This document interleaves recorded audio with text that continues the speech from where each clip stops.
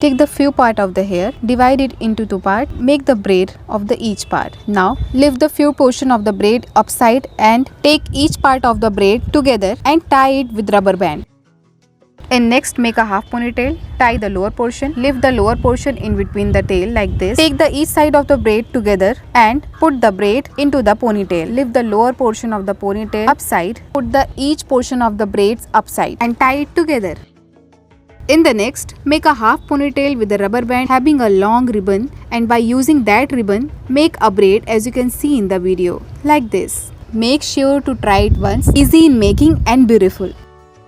In the next, we are going to tell you how to make a fishtail braids in different style. The first is very common as you can see, and second is like this. Take one side of the hair, divide in two parts, put the other side of the hair into it like this. This creates a braid. In next, we are using a comb, a edge of comb to interlocking the part of hair with another as you can see in the video like this. This creates a beautiful open hairstyle. In the next, we are going to make a ponytail by using the different ribbon to binding the portion of the tail in this way that creates a braid, a ponytail braid. Beautiful.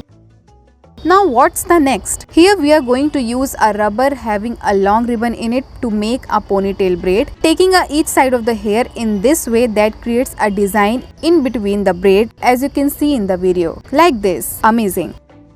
Here we are making a half ponytail by using the same ribbon having a long tail. Now binding the each portion of the hair with the ribbon in this way that creates this design as you can see in the video. Wow, amazingly done. You can try this once. Beautiful.